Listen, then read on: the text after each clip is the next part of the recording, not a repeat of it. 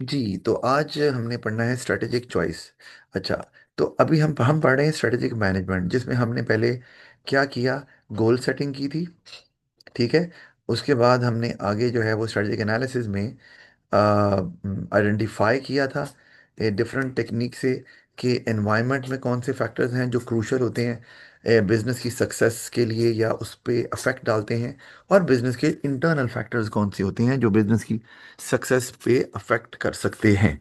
तो उसके लिए हमने स्ट्रेटेजिक एनालिसिस की डिफरेंट टेक्निक्स पढ़ी थी, जिसमें हमने स्वॉट एनालिसिस पढ़ा है, हमने पेस्ट एनालिसिस पढ़ा है, फिर हमने उसके अंदर जो है वो क्या कहते हैं, हेमल एंड प्रेहलर जो कोर कॉम्पिटेंसीज थी, हमने वो पढ़ा है, फिर हमने पॉटर्स फाइव फोर्सेस एनालिसिस पढ़ा है। तो ये सारी स्ट्रेटेजिक एनालिसिस की टेक्निक्स हैं। इसके पेपर में अगर स्ट्रेटेजिक एनालिसिस का नाम आ जाए तो इसका मतलब है कि आपको ये सारी स्ट्रेटजीज को यूज़ करना है। एनीवे वो जब हम सवाल करेंगे तब हम उसको देखेंगे अच्छे से।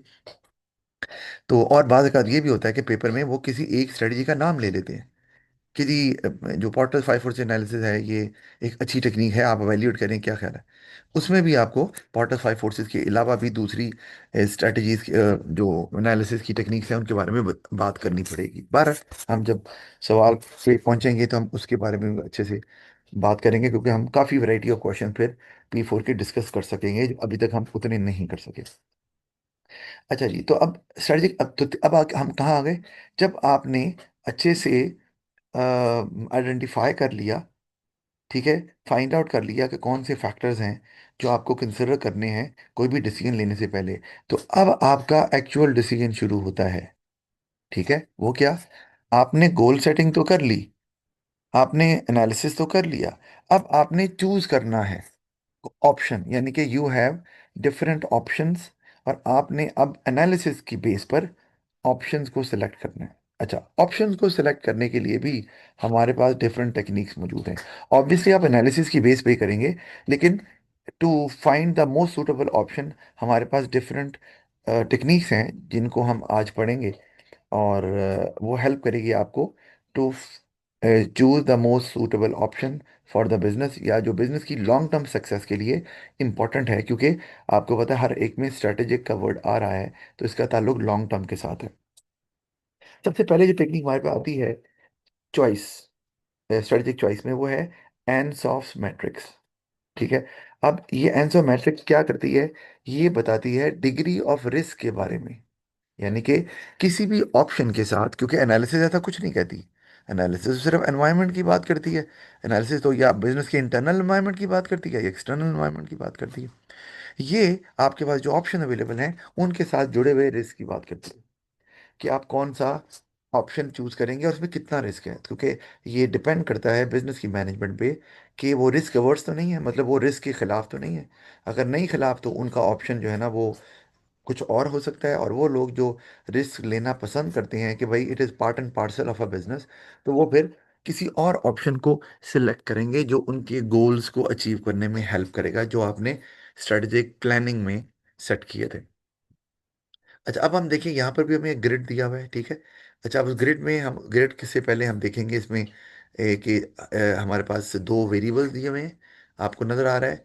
एक तरफ जो है वो प्रोडक्ट्स हैं और एक तरफ जो है हमारे पास मार्केट है। ठीक है। हम स्टार्ट करते हैं पहले क्वाड्रेंट से, जो टॉप लेफ्ट पे आपको नज़र आ रहा है। इसको बोलते हैं मार्केट पेनिट्रेशन। ठीक है। अच्छा, मार्केट पेनिट्रेशन में आप गौर करें, इस क्वाड्रेंट में एग्जिस्टिंग प्रोडक्ट है और एग्जिस्टिंग मार्केट है, यानी कि आप अपने प्रोडक्ट को मजीद सेल करना चाह रहे हैं उसी मार्केट में। यानी कि अगर मैं ये कहूँ कि गोर में जो है वो अपनी नई ब्रांचेस खोल रहा है लाहौर के अंदर मजीद, ठीक है, या मैंने देखा कि यहाँ जो है वो अ, गोरमे ने किसी एक एरिया में नई ब्रांच खोली, ये मार्केट पेनिट्रेशन है। क्यों, मार्केट वही है लाहौर, प्रोडक्ट भी वही है बेकरी। और इसमें आप एरोज भी देख रहे हैं, इसमें सबसे कम रिस्क इन्वॉल्व है, और वो आपको पता है। मार्केट से आप फेमिलियर हैं, लोग आपसे फेमिलियर हैं, you already have an establish brand, product आपका पहले ही चल रहा है। तो नई जगह खोलेंगे तो वो लोग जो नहीं ले रहे थे, एटलीस्ट उनको उस प्रोडक्ट के बारे में इंफॉर्मेशन है।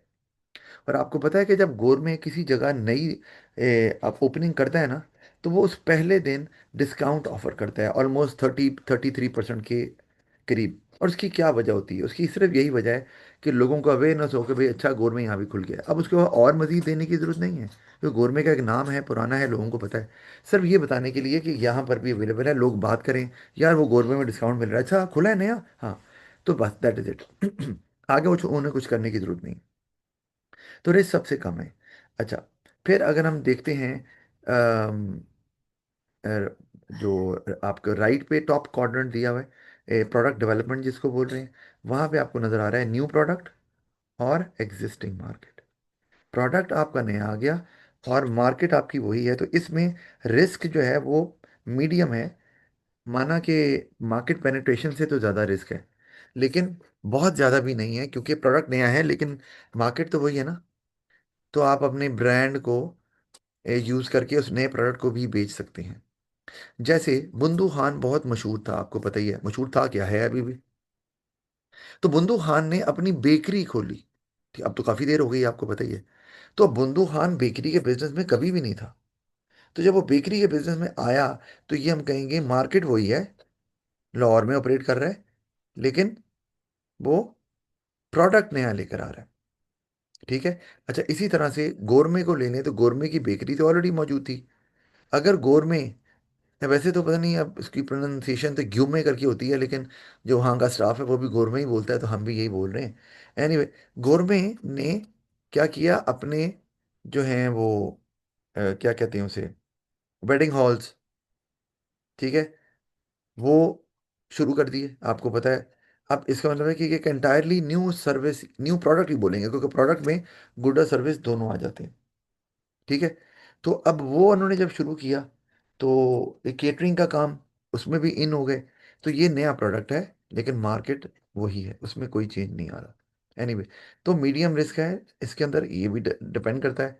मतलब ये अब बिजनेसेस जब चूज कर रहे हैं, तो आपने ये देखना है, अगर आपका बहुत स्ट्रांग इमेज है लेकिन आप क्रिएटिव नहीं हैं, या whatever you are producing you are good at it, but you do not have the mind power, या आपकी टीम ऐसी नहीं है जो नया प्रोडक्ट डेवलप कर सके, तो प्रॉब्लम हो सकती है। मैं आपको इसकी एग्जांपल दे देता हूँ। आपने एक फिल्म बनाई, और फिल्म बनाने के बाद वो फिल्म मशहूर हो गई। अब आप उसको लाहौर के थिएटर में जो है ना वो दिखा रहे हैं। आपने कहा इसको हम ग्लोबल लॉन्च भी करेंगे, या इसको यहाँ। अब अगर आप दूसरे एरियाज में जा रहे हैं, तो ये, अगर तो आप वही लाहौर जहाँ पे आप लॉन्च कर रहे हैं वहाँ आप चला रहे हैं, या उसी के और थिएटर्स में अगर लगी हुई है, क्योंकि जब एक मूवी लगी हुई है तो लोगों को पता होता है जरा। आप अगर कभी चले जाएं एम्पोरियम, तो एम्पोरियम में हमें नज़र आ रहा होता है मूवीज मौजूद है, तो वो अगर किसी और थिएटर में भी लगी होंगी, तो आपको पता ही होगा कि अच्छा हाँ ये मूवी यार उधर भी लगी हुई थी, इधर भी लगी हुई। ठीक है, तो वो अगर होगा तो वो तो पेनिट्रेशन है इस केस के अंदर भी, मार्केट पेनिट्रेशन। डेवलपमेंट कब होगी? अगर आपने उस, अगर हम बात करें उसी मूवी का नया सीक्वल बना दिया, पार्ट 1, पार्ट 2, पार्ट 3, जो मर्जी कर लें आप। ठीक है, अब वो नया मूवी तो नहीं आ गई ना, इटसेल्फ एक नया प्रोडक्ट है वो। अब वो लोगों की एक्सपेक्टेशन है, और हम कहते भी यार वो पहला पार्ट अच्छा था, दूसरा यार बकवास है, आपकी एक्सपेक्टेशन जो बढ़ गई। तो अगर आपका पहला प्रोडक्ट बहुत सक्सेसफुल है, people are highly satisfied with it, और आपने उसी ब्रांड के नाम से एक नया प्रोडक्ट निकाल लिया, लेकिन वो अब चूंकि एक्सपेक्टेशन हाई थी कि ये भी उसी स्टैंडर्ड का होगा, अगर वो उस स्टैंडर्ड का नहीं है, अच्छा है लेकिन उतना अच्छा नहीं है, तो फिर भी ये एक बैड इमेज क्रिएट करेगा। तो ये एक रिस्क जरूर है। आम बिजनेस के लिए अगर प्रोडक्ट बनाएं और वो एक एवरेज क्वालिटी का है, तो लोग शायद बाय कर लें। लेकिन एक ब्रांड जो पहले से मशहूर है अपने किसी प्रोडक्ट की वजह से, तो चूंकि लोगों की एक्सपेक्टेशंस अब हो गई हैं उस ब्रांड के साथ, तो वो कहेंगे जी उसी तरह का प्रोडक्ट हमें चाहिए। तो उस तरह का जब वो नहीं होता नया प्रोडक्ट, तो फिर लोग कहते हैं नहीं यार ये कोई बात नहीं बनी, मज़ेदार चीज़ नहीं है ये। तो ये एक इशू आ सकता है। अच्छा, फिर अगर हम आ जाएं जो आपका मार्केट डेवलपमेंट के ऊपर, थर्ड क्वाड्रेंट, तो अब ये क्या है, क्या नजर आ रहा है, न्यू मार्केट और एग्जिस्टिंग प्रोडक्ट। प्रोडक्ट वही है, मार्केट नहीं है। बिल्कुल ये कि आप एक प्रोडक्ट जो एक एरिया में बेच रहे हैं, आपने कहीं और जाकर बेचना शुरू कर दिया, तो हम कहेंगे कि जी ये मार्केट डेवलपमेंट है। ठीक है। तो अब जैसे कि ये आपका जो है तहजीब, आपको पता ही होगा माशाल्लाह, एमा वाला में जाती है तहजीब जो है, ये असल में इसका ओरिजिन ये रावलपिंडी में बहुत सालों से है। क्योंकि मैं वहाँ जाता रहता हूँ, जाता रहता था, तो इसलिए मुझे आइडिया है। वहाँ पे मैंने हलवा पूड़ी भी ट्राई की हुई है वैसे भी। वो यहाँ बाद में आई। तो तहजीब जब यहाँ आई, अब लोग उसकी तारीफ करते हैं, और उन्होंने एक पॉइंट सेलेक्ट किया कि भाई ये है वो जगह जहाँ पर इसने चलना है, क्योंकि लोग आते ही इसीलिए हैं उस जगह पर। तो वो मार्केट डेवलपमेंट हो गई, क्योंकि उन्होंने अपनी रीजन छोड़ के एक दूसरी रीजन को पकड़ा, जो कि एक नई मार्केट थी। क्योंकि हो सकता है उनका टेस्ट डिफरेंट हो, लाहौर के लोगों का इनकम लेवल की बात कर लें, वो भी डिफरेंट हो सकती है, सोच डिफरेंट हो सकती है। तो वो मार्केट डेवलपमेंट में आ रहा है। तो वो, लेकिन आप और काफ़ी टाइम लग गया उनको, क्योंकि आपको ये डिसीजन लेना आसान नहीं होता ना, कि प्रोडक्ट बना रहे हैं, क्योंकि आपको पहले आइडेंटिफाई करना है ना कि जिस मार्केट में जा रहे हैं, क्या उनकी नीड्स को ये सेटिस्फाई करेगा कि नहीं करेगा। अच्छा, तो उसके बाद हमारे पास फोर्थ क्वाड्रेंट देखें तो डाइवर्सिफिकेशन आ गया है। ये सबसे ज़्यादा अच्छा, ये भी मीडियम रिस्क के साथ ही होता है मार्केट डेवलपमेंट। डाइवर्सिफिकेशन ये बहुत high level of risk involve है। क्यों? क्योंकि इसमें आप गौर करें तो न्यू मार्केट है और न्यू प्रोडक्ट है। प्रोडक्ट भी नया, मार्केट भी नहीं, तो किसी में तो आप फेल होंगे ना। प्रोडक्ट अच्छा नहीं बना तब भी फेल, प्रोडक्ट अच्छा बन गया लेकिन लोगों को पसंद नहीं आया तब भी फेल। मतलब आपकी नज़र में आपने अच्छा बनाया है, लेकिन लोगों को नहीं पसंद आया। तो ये अब आपके ऊपर है कि अब ये आपको चॉइसेस देता है, यानी कि जब भी आपके पास एक से ज़्यादा चॉइसेस होती हैं, तो आप इस ग्रिड पर उसको जो है ना वो मैयर करते हैं। यानी कि अगर आपके पास कोई चार, तीन चार चॉइसेस थी, और आपने कहा जी मैं हम उनमें से चूज करेंगे, तो आपने कहा जी अच्छा, ये जी एक जो हमारा ऑप्शन है वो यहाँ आ रहा है, एग्जाम्पल है, ठीक है। जो दूसरा ऑप्शन है वो हम कहते हैं जी कि कहीं यहाँ आ रहा है, ठीक है। तो इसी तरह कोई कोई है वो यहाँ आ रहा है, ठीक है। तो आप उन ऑप्शंस को, कोई एक यहाँ आ रहा है तो आपने इनको नाम दे दिया कि जी पहला ऑप्शन है। तो यानी कि ये पेपर में भी आपको वैसे दे सकते हैं इस तरह के आप ज़रा बताइए कि एंड्स ऑफ मैट्रिक्स के पॉइंट ऑफ व्यू से, और फिर बिजनेस को एडवाइस कीजिए, ऐसा कुछ भी आ सकता है। ए लेवल है ना जी।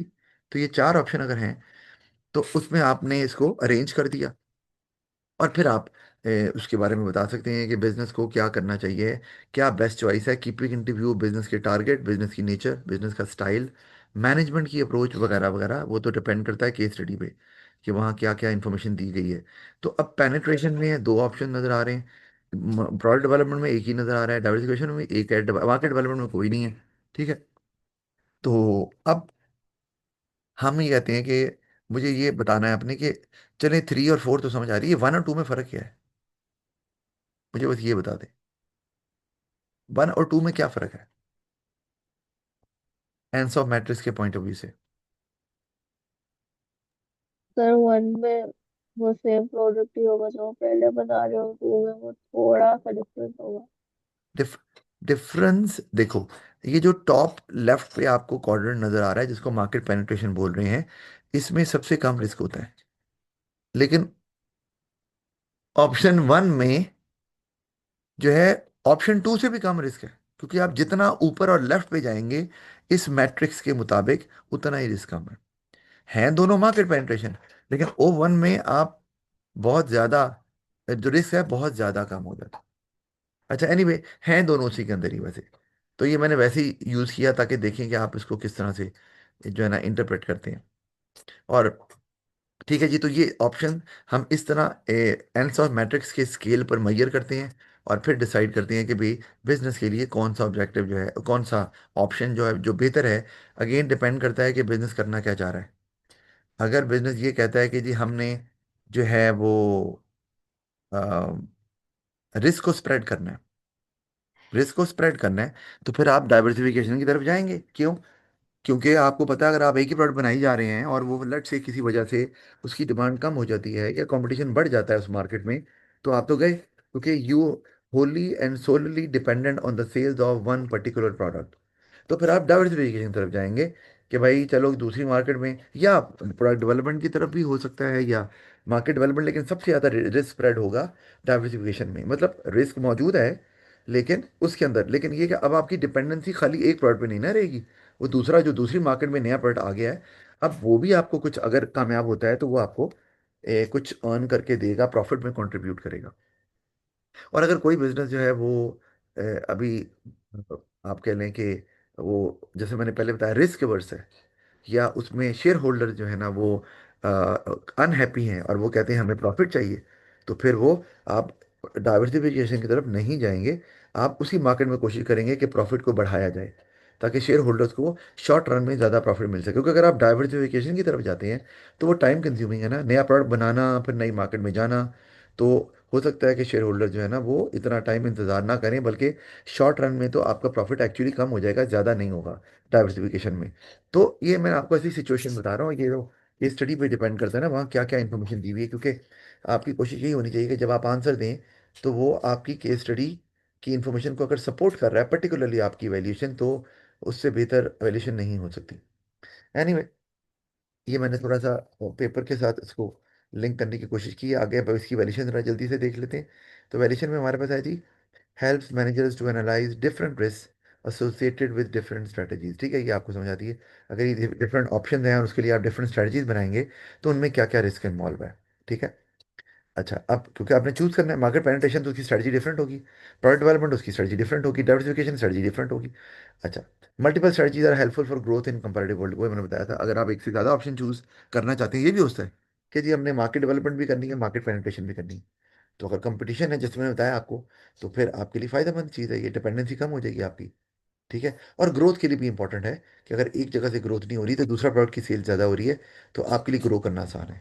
अदरवाइज अगर आप एक ही प्रोडक्ट पर डिपेंड कर रहे हैं तो फिर जारी बात है, आपकी ग्रोथ रुक जाएगी अगर एक प्रोडक्ट की सेल जो है वो स्टैग्नेंट हो गई है। अच्छा, it consider only two factors. हाँ, ये एक लिमिटेशन ज़रूर आती है इसके अंदर, ये इसका एक ड्रॉबैक या लिमिटेशन है कि भाई खाली दो फैक्टर क्यों, बहुत से फैक्टर्स हैं जो कि कंसिडर करने चाहिए। रिस्क में और भी चीज़ें आती हैं, जैसे मैं आपको अगर एग्जांपल दूं, गवर्नमेंट पॉलिसीज। ठीक है, वो भी तो आता है। अमाउंट ऑफ कंपटीशन, क्या ये रिस्क को बढ़ाते या कम करते नहीं है। इकोनॉमिक कंडीशंस, ये सब रिस्क को बढ़ा सकते हैं, कम कर सकते हैं। तो इनका जिक्र नहीं किया जा रहा।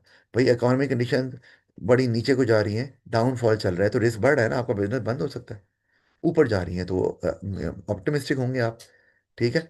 तो ये सिर्फ इन दो को ही डिस्कस करता है, मार्केट को और प्रोडक्ट को। तो ये इसकी एक लिमिटेशन जरूर है, जबकि प्रैक्टिकली बिजनेस को बहुत से फैक्टर्स को कंसिडर करना पड़ता है while measuring the risk associated with a certain option. ठीक है। फिर और वो आप इस तरह करके एग्जांपल दे सकती हैं और फैक्टर्स की जो मैंने बताया। विदाउट पेस्ट एंड स्वॉट स्ट्रेटजीज वोंट बी इफेक्टिव। हाँ जी, क्योंकि ये जो आप काम कर रहे हैं, मार्केट पेनिट्रेशन या प्रोडक्ट डेवलपमेंट या मार्केट डेवलपमेंट या डाइवर्सिफिकेशन, वही इसमें मार्केट की बात तो आ रही है ना। इसका मतलब है आपको मार्केट को में जो फैक्टर्स हैं उनको आइडेंटिफाई करना पड़ेगा। और वो आपका पेस्ट या स्वॉट से होंगे, या फिर आपको उसमें पॉटर्स फाइव फोर्सेस भी चाहिए होगा, क्योंकि वो भी एक्सटर्नल एनवायरनमेंट के बारे में ही बताता है। तो बगैर एक्सटर्नल एनवायरनमेंट को जाने हुए आप इन ऑप्शंस को जो है ना वो इनमें से कोई चूज नहीं कर सकते। अच्छा, क्योंकि ये भी एनवायरनमेंट में जाकर ही पता चलेगा कि इसमें कितना रिस्क इन्वॉल्व है।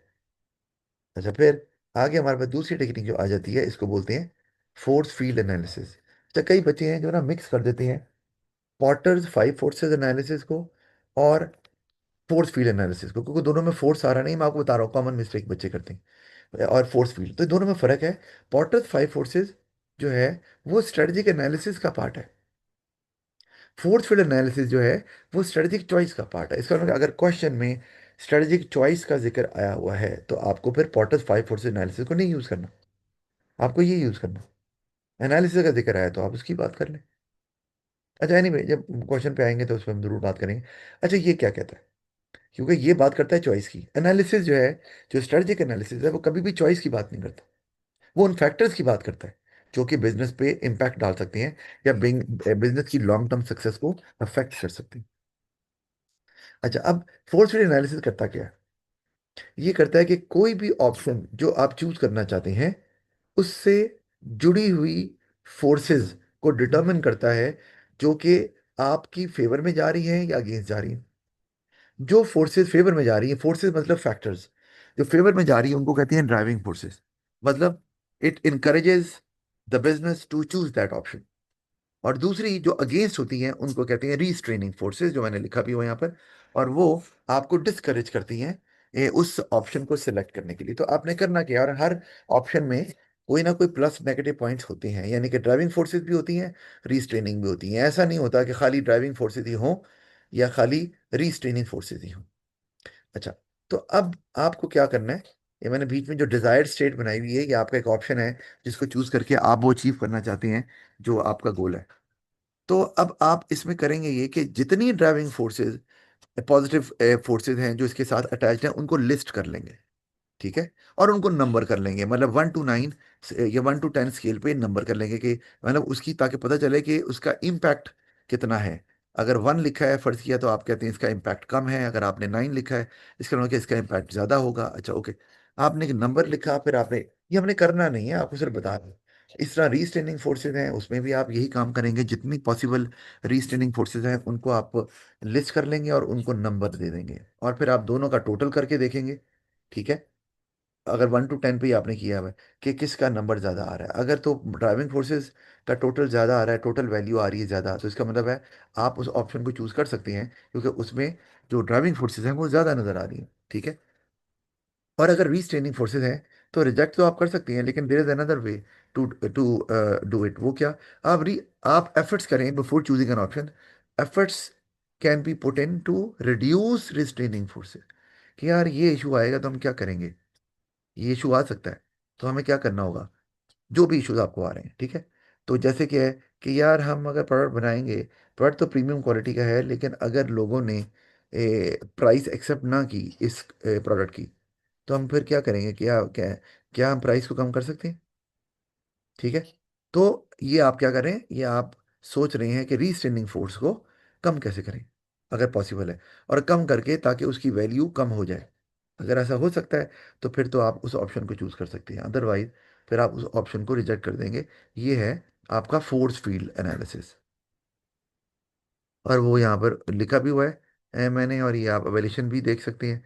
अगर मैं दिखाऊं कि managers may not be able to identify all the relevant forces, वही एक मैनेजर को ये काम दिया गया, उसने सारी अपनी तरफ से ड्राइविंग और रीस्ट्रेनिंग फोर्सेस आइडेंटिफाई की, लेकिन पता चला बाद में ऑप्शन सेलेक्ट करने के बाद कि कुछ ड्राइविंग फोर्सेस या कुछ रीस्ट्रेनिंग फोर्सेस, या कुछ रीस्ट्रेनिंग फोर्सेस को आपने कंसिडर नहीं किया, या कुछ ड्राइविंग फोर्सेस को कंसिडर कर लिया जो एक्चुअली ड्राइविंग फोर्सेस थी ही नहीं। ठीक है, तो आपको एनालिटिकल स्किल्स चाहिए इसके अंदर ना, अवेल्यूएट भी करना पड़ेगा आपको, तो एक्सपर्टीज चाहिए इसके अंदर। तो ये एक प्रॉब्लम आ सकता है। फिर numerical values given to the forces may differ, हाँ ये भी है। अगर दो मैनेजर्स को लगाया हुआ है, तो कोई अगर एक ड्राइविंग फोर्स को 2 नंबर दे रहा है, तो कोई 4 भी दे सकता है। ठीक है, तो उसमें फिर एक मसला हो जाएगा कि भाई हम कैसे इसको प्रोजेक्ट को गो हेड का सिग्नल दें या ना दें, क्योंकि ये सब्जेक्टिव है ना, कि आपको लगे नहीं यार ये ज़्यादा इम्पैक्ट डालेगा, इतने वैल्यू दे दो। चूंकि सब्जेक्टिव होता है, आपका एक ओपिनियन है, तो ओपिनियन तो डिफर कर सकता है। ये कौन सा कोई एक्यूरेट वैल्यू आपकी 2 जमा 2 करके 4 आ रही है, ऐसे तो नहीं है ना। आप तो एक आइडिया देते हैं जी इतने नंबर आएंगे इसके, इतने नंबर मेरे हिसाब से हैं, ये ज़्यादा सिग्निफिकेंट इम्पैक्ट डालेगी, चलो इसको 8 दे दो। तो कोई और मैनेजर कहेगा जी हाँ एक इम्पैक्ट तो सिग्निफिकेंट है, लेकिन मैं इसको 9 दूंगा। तो ये भी एक प्रॉब्लम हो सकती है इसमें। तो आपको फिर थोड़ा सा आप कंफ्यूज हो जाएंगे कि whether to choose that option और नॉट, अगर उसमें एक से ज़्यादा मैनेजर इन्वॉल्व हैं, जो कि जनरली होते हैं। अच्छा, उसके बाद हमारे पास अब जो इंपॉर्टेंट चीज़ आई है, ये तो आप इस्तेमाल कर सकते हैं, वो है डिसीजन ट्री। अच्छा, डिसीजन ट्री वैसे P3 में कैलकुलेट करने के लिए आता है, यानी कि सवाल आता है, और P4 के अंदर वो ये कर सकते हैं कि आपको डिसीजन ट्री बना बनाया दे सकते हैं, और हो सकता है आपको उसको यूज़ करना पड़ जाए अपने वाइल आंसरिंग द क्वेश्चन। तो हम इसको देख लेते हैं। हम ना इसकी जो डिसीजन ट्री के बारे में बात करते हैं अभी, और इसकी वैल्यूशन जो है ना वो भी देखते हैं, लेकिन उससे पहले हम बेहतर है कि ये देख लें कि डिसीजन ट्री क्या है और उसको बनाते कैसे हैं। फिर हम वैल्यूशन वगैरह भी देख लेते हैं। ठीक है, अच्छा अब आप देखिए डिसीजन ट्री क्या बताता है। डिसीजन ट्री आपको डिफरेंट ऑप्शन दिखाता है, जो वही ना, क्योंकि हम जो टेक्निक भी पढ़ रहे हैं वो चॉइस से रिलेटेड है ना, टॉपिक यही है। तो वो जितने ऑप्शन हैं उनसे जुड़ी जो आपके ऑप्शन हैं जो आप सेलेक्ट करना चाह रहे हो, उनमें से चूज करना चाह रहे हो, तो आप आप कोई डिसीजन लेना चाह रहे हो। ठीक है, अब डिसीजन के साथ डिफरेंट ऑप्शंस जुड़े हुए हैं। ठीक है, अच्छा, अब ऑप्शन जुड़े हुए हैं, तो उन ऑप्शंस से आपको जो रिटर्न मिलना है उनकी डिफरेंट पॉसिबिलिटीज हैं या प्रोबेबिलिटीज हैं, वो उनको भी दिखाता है। ठीक है, तो अब और उसके बाद दिखाता है कि भाई इससे आपको कितना इकोनॉमिक रिटर्न मिल सकता है। और जिससे इकोनॉमिक रिटर्न ज़्यादा मिलेगा आप उसको चूज़ करने की कोशिश करेंगे। इकोनॉमिक रिटर्न क्या है, ये कैसे निकालते हैं, ऑब्वियसली हमने यही जानना है इस टेक्निक के अंदर। अच्छा, तो इसका मतलब है कि ये क्या करता है कि ये आपको किसी भी डिसीजन से जुड़े हुए ऑप्शन दिखा रहा है। जैसे आप कहते हो हमने एक्सपेंशन करनी है, एक्सपेंशन करनी है तो कैसे करनी है, हम टेक ओवर करें, मर्जर करें, हम इंटरनल ग्रोथ करें, ऑप्शन तो है ना ये आपके। अब डिसीजन तो एक ही है, क्या, एक्सपेंशन, लेकिन उससे जुड़े हुए ऑप्शन आपके पास मौजूद हैं। अच्छा, अब तो और उन ऑप्शंस के पॉसिबल आउटकम्स भी दिखाता है, ठीक है, कि उनका आउटकम क्या आएगा, और उन आउटकम्स की पॉसिबिलिटीज या प्रोबेबिलिटीज भी दिखाता है। तीन चीजें दोबारा बता रहा हूं क्या। एक, आपके डिसीजन से जुड़े हुए ऑप्शंस दिखाता है, उन ऑप्शंस के आउटकम्स दिखाता है, और उन आउटकम्स की पॉसिबिलिटी या प्रोबेबिलिटी भी दिखाता है।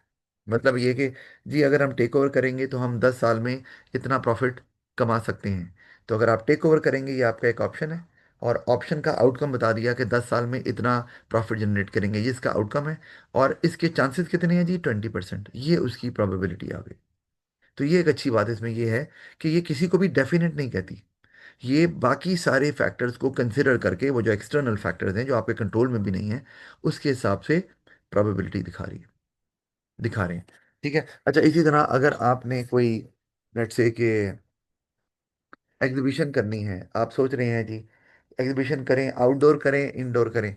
अगर आप इंडोर करते हैं तो उसमें उसमें अब आपको क्या लगता है कि क्या आउटकम है उसका, और उसकी प्रोबेबिलिटी क्या है। तो अब वो एक्सटर्नल फैक्टर्स आपके कंट्रोल में नहीं है। या आउटडोर करें, अगर तो मौसम अच्छा है तो आउटडोर पे अब आपको अच्छा हो गया, ठीक है, तो फिर तो आउटडोर में आउटकम ज़्यादा होगा, और पॉसिबिलिटी को हम बाद में भी देखते हैं, आउटकम आउटडोर का फिर ज़्यादा अच्छा होगा। और अगर मौसम अच्छा नहीं है, गर्म है, या कोई बारिश है, कोई ठंड है, तो फिर इंडोर आपकी एग्जीबिशन ज़्यादा चलने वाली है, ठीक, उसका आउटकम ज़्यादा होगा। लेकिन अब प्रोबेबिलिटी भी देखनी है। वेदर फोरकास्ट कहता है जी कि 40% चांसेस हैं, तो फिर आप 40% की प्रोबेबिलिटी के चांसेस हैं कि अच्छी ठंडी हवाएं चलें, बादल आ जाएं, ये गर्मियों की बात कर रहा हूँ। तो फिर 40% जो आउटकम आपका आ रहा है आउटडोर में, उसमें 40% अप्लाई करेंगे आप, क्योंकि चांसेस 40% है अच्छा मौसम होने के। और 60% है कि मौसम शायद अच्छा वो वैसे ही रहे जैसा है, जो कि बुरा है। तो फिर आप 60% की प्रोबेबिलिटी इंडोर पे अप्लाई करेंगे, तो वो आउटकम जो है सिर्फ उसी को कंसिडर नहीं करेंगे, आप उसके आउटकम को उसकी प्रोबेबिलिटी से मल्टीप्लाई करेंगे, तो आपका आंसर निकलेगा। मतलब मैं आपको ये कहता हूँ यही, कि भाई अगर मैं गाड़ी इतवार बाजार जाकर बेचूंगा तो मुझे 6,000 का फायदा होगा, एग्जाम्पल दे रहा हूँ, 6,000 ज़्यादा मिलेगा, या 1 लाख ज़्यादा मिलेगा, लेकिन उसकी पॉसिबिलिटी है 20%। तो फिर 1 लाख को 20% से मल्टीप्लाई करूँ तो आउटकम 20,000 आ गई। तो ये है प्रोबेबिलिटी, जिसको आपको कंसिडर करना होता है, और ये टेक्निक जो है उसको भी कंसिडर कर रही होती है। ठीक है। अब आप ये गौर करें तो इसके जो जो मैंने आपको बताया, all the option available to manager, वो दिखाता है किसे, options connected to a business decision. वो किसी भी किस्म का होता है, वो ये होता है हमने जी अपनी प्रोडक्शन मेथड को कैपिटल इंटेंसिव करना है, ये भी हो सकता है। ठीक है। अच्छा, अब the different possible outcomes resulting from the option, outcomes को दिखाता है। फिर the chances of the outcomes occurring, chances मतलब उनकी प्रोबेबिलिटीज, उनकी पॉसिबिलिटीज, ठीक है, इसको भी कंसिडर करता है। और फिर वो दिखाता है, जब इन सब को कंसिडर कर लेंगे तो वो आपको फिर इकोनॉमिक रिटर्न दिखाता है, जिसका दूसरा नाम है इकोनॉमिक मॉनेटरी वैल्यू। वो आपको डायरेक्ट कह भी सकते हैं कि इकोनॉमिक मॉनेटरी वैल्यू निकालें, ठीक है, वो हम निकालना भी सीखेंगे। अच्छा, अब अगर हम इसकी वैल्यूशन को देख लें, तो एवोल्यूशन में अगर हम इसको बाद में ही देखें तो बेहतर है, क्योंकि हम पहले एक एग्जांपल देख लें, फिर मैं इसके कुछ क्वेश्चन हैं वो आपको मैं दे सकता हूँ, और देखें कि आप इसको कैसे कर सकते हैं। क्लास के अंदर ही करेंगे, क्योंकि बाद में फिर आपको करने के लिए भी दे सकता हूँ, लेकिन पहले हम इसी को देखेंगे। अच्छा, अभी क्लास का टाइम ज़रा ओवर हो रहा है, तो वही 5-7 मिनट की ब्रेक लेते हैं, और फिर हम इसको डिटेल में देखते हैं कि डिसीजन ट्री कैसे बनाते हैं, और उससे हम इकोनॉमिक मॉनेटरी वैल्यू कैसे डिटर्मिन करते हैं। खुदा हाफिज़।